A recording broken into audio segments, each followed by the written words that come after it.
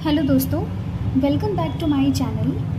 तो आप लोगों की डिमांड पे मैं आज लेके आई हूँ एक वीडियो जिसमें कि मैंने बताया है कि काउंसलिंग के समय आपको कौन कौन से डॉक्यूमेंट्स चाहिए, काउंसलिंग के लिए कौन कौन से डॉक्यूमेंट्स रिक्वायर्ड हैं। तो इनमें से कुछ डॉक्यूमेंट्स ऐसे हैं जिनमें बहुत ज़्यादा टाइम लगता है बनने में, तो आप इसको बनवा के अपने पास रखिएगा।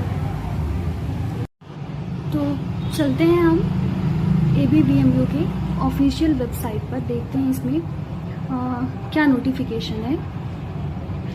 तो हम इसमें नीचे स्क्रॉल करेंगे तो ये आएगा कि क्या क्या डॉक्यूमेंट्स आपको रिक्वायर्ड हैं। तो इसमें दिया है, देखो, valid OBC certificate issued on और after 1 April 2023 will be acceptable. और दूसरा है valid EWS certificate issued on और after 1 April 2023 will be acceptable. तो मतलब इसमें ये दिया है कि जो भी आपका OBC सर्टिफिकेट है या फिर वैलिड जो EWS सर्टिफिकेट है या कोई भी जो कास्ट सर्टिफिकेट है वो आपका 1 अप्रैल 2023 को या फिर उसके बाद बना हुआ होना चाहिए, तभी वो एक्सेप्टेबल होगा। उसके बाद दिया है ये फ्रीडम फाइटर का और एक्स सर्विसमैन का और NCC सर्टिफिकेट। तो ये सब डॉक्यूमेंट्स ऐसे हैं जो बनने में थोड़ा टाइम लगता है, तो इसको बनवा के अपने पास रखिएगा। चलो हम बात करते हैं कौन कौन से डॉक्यूमेंट्स हैं। तो सबसे पहला तो जो आपने सीनेट का जो एप्लीकेशन फॉर्म था उसका प्रिंट आउट निकलवाइएगा। दूसरा जो स्कोर कार्ड जो आएगा उसका प्रिंट आउट चाहिए, अभी आया नहीं, मतलब जब भी आएगा तो स्कोर कार्ड का प्रिंट आउट। तीसरा है जो आप एग्ज़ाम देने जब जा रहे थे तो जो एडमिट कार्ड आपने निकाला था उसका प्रिंट आउट चाहिए। और अलॉटमेंट लेटर अभी आया नहीं है, जब आपका रिज़ल्ट आ जाएगा उसके बाद जो अलॉटमेंट लेटर आएगा उसके प्रिंट आउट आप निकलवा के रखिएगा। उसके बाद पासपोर्ट साइज़ फ़ोटोग्राफ्स। तो फ़ोटोज़ मतलब आप कम से कम 10 से 15 फ़ोटोज़ अपने पास रखिएगा, क्योंकि आपको यहाँ आने के बाद बहुत सारे फॉर्म फिल करने पड़ते हैं, मतलब काउंसलिंग के बाद भी हॉस्टल के लिए और इधर उधर बहुत सारे फॉर्म फिल करने पड़ते हैं। तो यहाँ पे आपको कुछ पता भी नहीं रहेगा, इससे अच्छा आप पहले से ही फ़ोटोग्राफ्स अपने पास रखिएगा, ज़्यादा ही फ़ोटोग्राफ्स रखिएगा।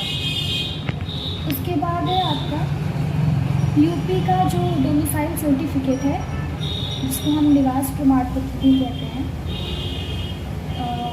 ये ओरिजिनल और मतलब इसका फ़ोटो कॉपी भी करा के रखिएगा। और फिर 10th और 12th की मार्कशीट ये अपने पास रखिएगा। आधार कार्ड हो गया, आधार कार्ड ओरिजिनल भी और फ़ोटो कॉपी भी, मतलब कभी कभी ऐसा होता है कि ओरिजिनल ही मांगते हैं, तो ओरिजिनल होना चाहिए आपके पास। उसके बाद है कास्ट सर्टिफिकेट। तो कास्ट सर्टिफिकेट ओरिजिनल और फ़ोटो कॉपी अपने पास रखिए।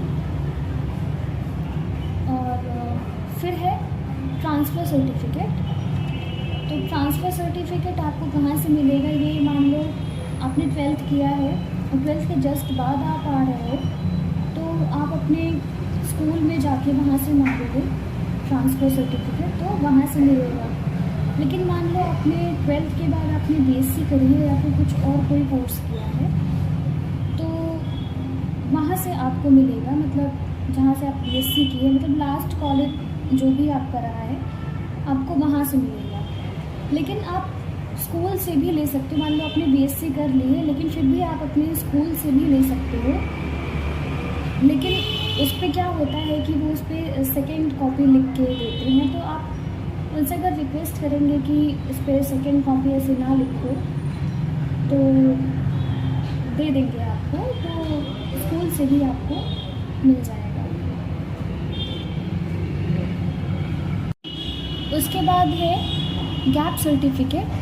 तो गैप सर्टिफिकेट तब यूज़ होता है जब मान लो आप 12th के बाद 1 साल या 2 साल ड्रॉप किए, मतलब चाहे जितने भी साल आपने ड्रॉप लिया हो, कोई भी प्रिपरेशन कर रहे थे या फिर कहीं और एडमिशन ले लिया था, तो जितने साल का आपका ड्रॉप होता है उसके हिसाब से आपका गैप सर्टिफिकेट बनता है।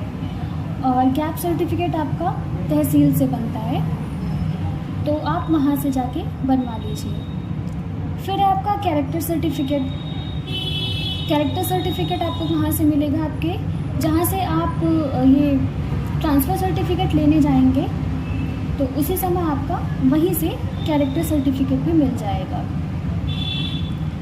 तो और उसके बाद एक है एंटी रैगिंग सर्टिफिकेट। ये सब तो मान लो अभी मत बनवाओ, जैसा होगा वैसा बाद में मैं फिर से बताऊंगी आपको। तो बाकी जितने भी मैंने आपको ये डॉक्यूमेंट्स बताए हैं, वो आप अगर नहीं है आपके पास तो आप बनवा के रखिए इसको, क्योंकि थोड़ा सा टाइम लगता है इसमें। और इसकी ओरिजिनल तो रहना ही रहना है आपके पास डॉक्यूमेंट। उसकी फ़ोटोकॉपी भी बहुत सारी होनी चाहिए, क्योंकि जैसे मान लो आपका एप्लीकेशन फॉर्म है, एक ओरिजिनल हो गया, कम से कम 5 फ़ोटोकॉपी करा के अपने पास रखिए। इसी तरह सारे डॉक्यूमेंट्स, मतलब जितने भी एडमिट कार्ड हो गए, स्कोर कार्ड है, अलॉटमेंट लेटर है, और इन सब की कम से कम 5-5 फ़ोटोकॉपीज़ तो आपके पास होनी ही चाहिए। और भी जितने ये डोमिसाइल सर्टिफिकेट हो गया, कास्ट सर्टिफिकेट हो गया, ट्रांसफ़र, इसकी भी कम से कम 2 से 3 कॉपी अपने पास रखिए। क्योंकि यहाँ पे क्या होता है ना कि अलग अलग सेट करवा के लेते हैं। जैसे आप सारे ओरिजिनल डॉक्यूमेंट्स की अलग पूरा सेट बनवा के लेते हैं जितने भी हैं, उसके बाद उसकी फ़ोटोकॉपी की 2-2, 3-3 सेट अलग से बनवा के अलग अलग जगह सबमिट होता है। तो जब हम आए थे तो हमने फेस किया है ये सब, इसलिए हम आपको पहले से बता रहे हैं कि आप ओरिजिनल तो अपने पास ही रखिएगा, बाकी बहुत सारी फ़ोटो कॉपी भी करवा के रखिएगा, क्योंकि यहाँ पे किसी को पता रहता नहीं, इधर उधर दौड़ना पड़ता है। तो इससे अच्छा है कि आप सारी फ़ोटो कॉपीज़ करवा के रखिए, और डॉक्यूमेंट्स आप अपने तहसील से जो भी नहीं है वहाँ पे जाके बनवाइए। तो और भी जो डॉक्यूमेंट्स और भी अगर कुछ आता है नया तो मैं आपको बताऊँगी। तो आज का वीडियो यहीं पे ख़त्म करते हैं। नेक्स्ट वीडियो में हम कुछ कॉलेजेस और उनके फ़ीस स्ट्रक्चर पे बात करेंगे। तो मिलते हैं अगले वीडियो में, तब तक के लिए बाय।